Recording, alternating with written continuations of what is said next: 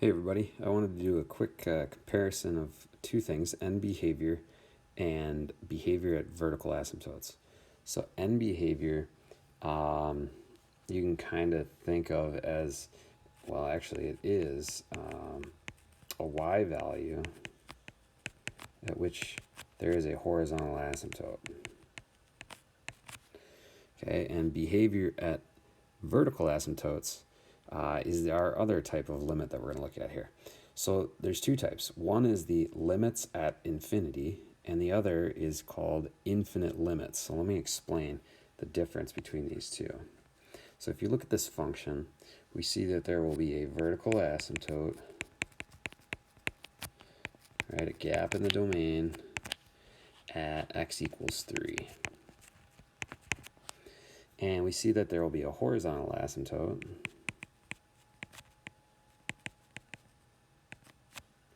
at y equals 2, right? The parent function, y equals 1 over x, which normally looked like horizontal asymptote, y equals 0, vertical asymptote, x equals 0, and then the function looks like this, generally speaking. Now we're going to shift that horizontally 3 units and vertically 2 units. So it's going to shift our vertical asymptote 3 units to the right, and it's going to shift our horizontal asymptote 2 units up. So let's sketch it. So I'm going to have a vertical asymptote at x equals 3.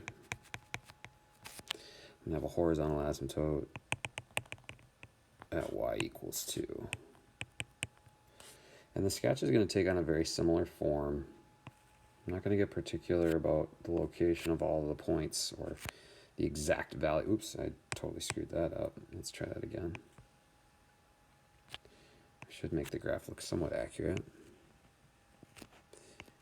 Okay, now let's analyze this. And I'm going to analyze this with respect to the limits at infinity, called the end behavior, which will happen out here on the ends, right? Where is the function going as x goes to infinity? Okay, and then I'm going to look again in a different aspect at the behavior at the vertical asymptote, where the x value is approaching 3.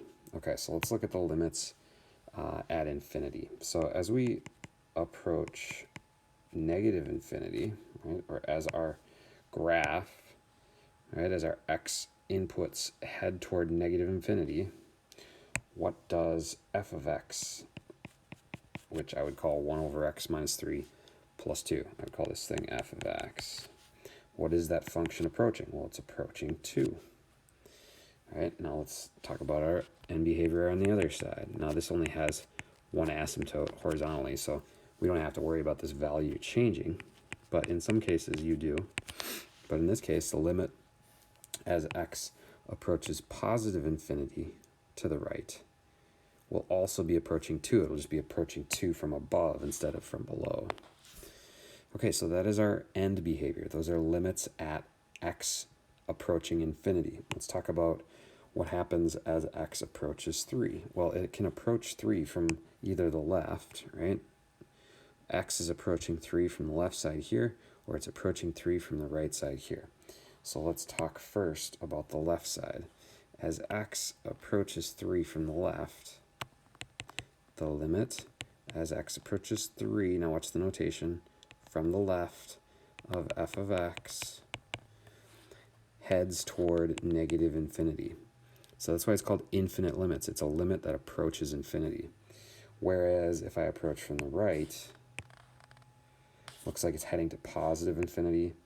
Therefore, the limit as x approaches 3 from the right of f of x heads to positive infinity. Guys, that's the difference between end behavior, also known as limits at infinity, also known as horizontal asymptotes, versus behavior at vertical asymptotes, which we call infinite limits. All right, that should be good for today. Hopefully that makes sense, and you can process that, ask questions if you got them. Thanks. Have a great day.